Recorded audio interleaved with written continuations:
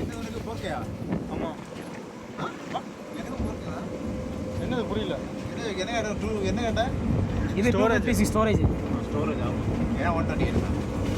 நான் கொஞ்சம் பதவியில் இருக்கேன். 120 என்ன டக்குன்னு நிறைஞ்சிரும் ப்ரோ. ஆமாம்.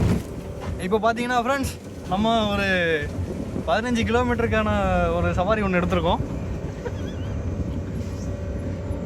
இப்போ நம்ம வழியில் என்னென்ன பார்க்கணும்னு ஒவ்வொன்றா நான் உங்களுக்கு எக்ஸ்ப்ளோர் பண்ணலான்னு இருக்கேன். River bed.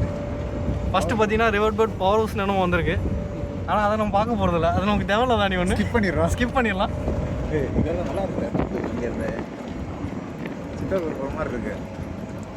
மலை மேலே கொஞ்சம் கொஞ்சமாக ஏறிக்கிட்டு இருக்கோம். இறங்கும் போது நல்லா இருக்கும் இந்த இதில் சைக்கிளில். நீங்கள் ஏறி பாருங்க எவ்வளோ ஆக்கு தள்ளிப்போம்.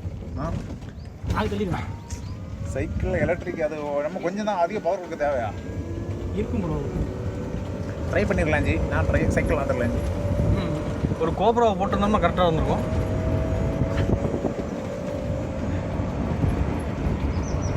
நேரம் சரக்கடிச்சுன்னா திருப்பி நம்ம ஊருன்னா இங்கே இப்போ சைக்கிளில் வாங்க மாதிரி இருக்கு. சரக்கடிச்சு அந்த ஃபார்மில் சைக்கிளில் போவோம். சைக்கிள் இடம்னு சொல்லி வந்துருக்கோம். டேம் வியூ பாருங்கள், மாசாக இருக்குது. இப்போ தெரியும் அது பெயிண்ட் ஆயினா அப்சல்யூட்லி ஆகும்.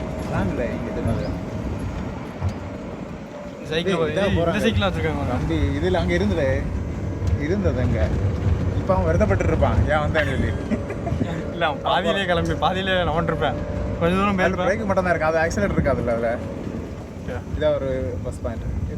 பஸ்ஸே போகுது. Dam view point first. Bus போகுது. பஸ்ஸு போதும்.